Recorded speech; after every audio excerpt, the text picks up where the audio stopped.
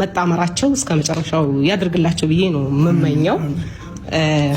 እኔ እንደሚያስቀኝ ታውቃለች ቡዜ እስከ መቼ ነው እንደዚህ አይነት ምኞት ለወንድምሽ የምትመኝ? እስከ መቼ? ከሩታ ጋር የነበረውንም ህይወት ትዳር እንደዛ ነበር ስትመኝ የነበረው። ወንድምሽ ሴት በቀያየረ ቁጥር እየመጣሽ ይሄንን መልካም ምኞት መመኘት ላንቺ ራሱ ማለት ሼም አይድሽም? እንደዛ አይነት ቦታ ላይ ራሱ ለእንደዛ አይነት ነገር ራሱ ተባባሪ ነው ወንድም ስለሆነ ብቻ እኔ የማይሆን ነገር ሲያደርግ ወይም ደግሞ ብቻ አለ አይደለ በሁሉም በማህበረሰቡም በሃይማኖትም በምንም በቃ ተቀባይነት የሌለው ነገር ሰው ሲያደርግ የፈለገ ነገር ወንድሜ አይደለም የፈለገ አይነት ሰው ለምን አይሆንም? ሄጄ እዛ ነገር ላይ ተባባሪ አንሆንም። የመጀመሪያው ላይ ነበርኩኝ፣ ሁለተኛው ላይ እንዴት ነው ሊሆን የሚችለው?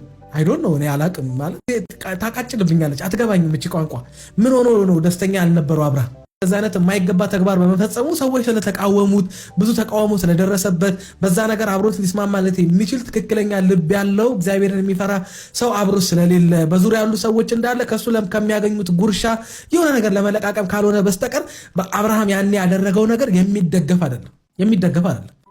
አይደለም ማለት የፈለገ ነገር ቢሆን እኔ የሰው ትዳር ላይ መጥቼ ከሚስቱ ጋር ጓደኛዬ የፈለገ ላይስማማ ይችላል፣ የፈለገ ነገር ሊፈጠር ይችላል።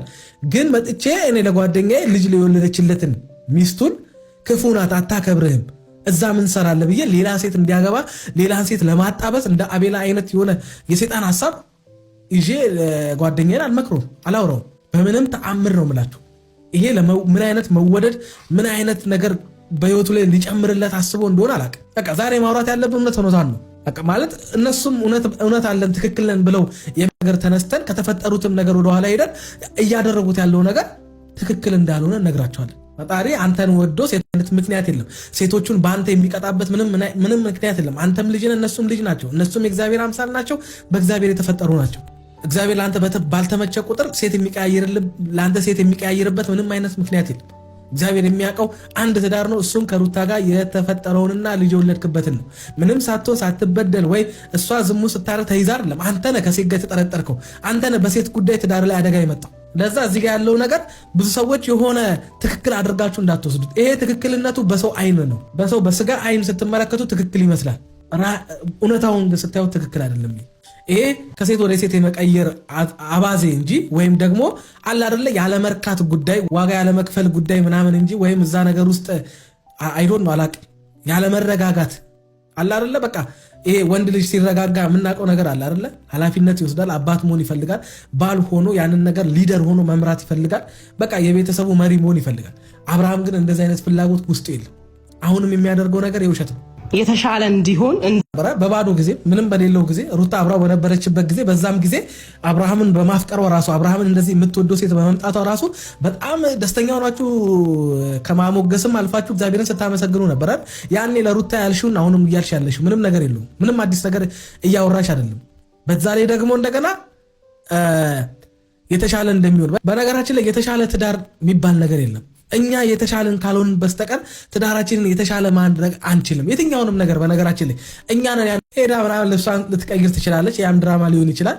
እዚህ ጋር ግን የምታዩት የተሰበሰቡ ሰዎች እንዳለ የአብርሃምና የሩታ መለያየት የሚደግፉ አንድም አዲስ ሰው ወይም ደግሞ እኔ እንጃ በቃ ይሄ እዚህ ጉዳይ እዚህ ነገር ላይ የተዘጋጀ ሰው ሁሉ ድራማ እየሰራ እንደሆነ ያስታውቃል። በአጠቃላይ በቃ የተሰበሰበውን ሰው እንዳለ ካያችሁት አንድም ጤነኛ ሰው የለም እዚህ ውስጥ። አንድም ጤነኛ የሆነ አመለካከት ያለው ሰው የለም።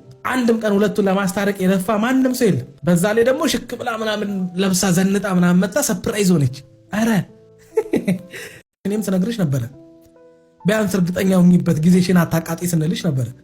ገና ፍቅሩን ፍቅረኛሞች ነን ካላችሁ ወሬ ያልሆናችሁ ሰዎች ከዛ በጣም ረጅም ጊዜ አገባሻለሁ የሚል ጥያቄ እስኪያቀርብልሽ ምናምን ሳክሳ ውሸታም ብቻ ይሁንላችሁ ማለት ትፈራላችሁ። በነገራችን ላይ ሐሳቡ ሲገባችሁ የአብርሃምና የሳራ የፍቅር ህይወት የትዳር ህይወት ምን አይነት እንደነበረ ልጅ ለማግኘት ምን አይነት ስንት ዓመታትን ሲጠብቁ እንደነበረ የእግዚአብሔር የገባላቸው ቃል እስኪፈጸም ድረስ በነዛ መካከል እግዚአብሔርን ቃል አጥፈው የሰሩትን ፋውሎች የደረሰባቸውን ችግሮች ምናምን ስታዩ እንዲሁ ዝም ብላችሁ ብድግ ብላችሁ ሰውን የአብርሃምና የሳራ ይሁንላችሁ አትሉ። ባይሆን የአብርሃምና የሄርሜላ ይሁንላችሁ ማለት ትችላላችሁ፣ ችግር የለውም። የአብርሃምና የሳራ ግን ይከብዳል። ምክንያቱም የመጀመሪያውን ትዳር ፈቶ ልጅ የወለደችለትን ልጁን እንኳን ሳያይ ወደ ሌላ ሴት የሄደን ሰውዬ እንዴት ብለን የአብርሃምና የሳራ ምናምን የሚሉ የጋብቻ ምርቃቶችን እንዴት አድርገን እንመርቃለን? ምን ብለን እንመርቃለን? ቀልድ አይደለማ ጋብቻ ከሆነ ካፌ ወደ ሆነ ካፌ እየዘለለን የምንሄድበት ህይወት አይደለም። ብቻ ይሁን። የሚፈጠረውን ደግሞ ታዩታላችሁ። በቅርብ ጊዜያቶች ታዩታላችሁ። ሁሉ ነገር እኔ ያልኳት አንድሽ ነገር ጠብ ሳትል ሲሆን ታዩታላችሁ። ብቻ ወዳችኋለሁ እናቴ። እናንተ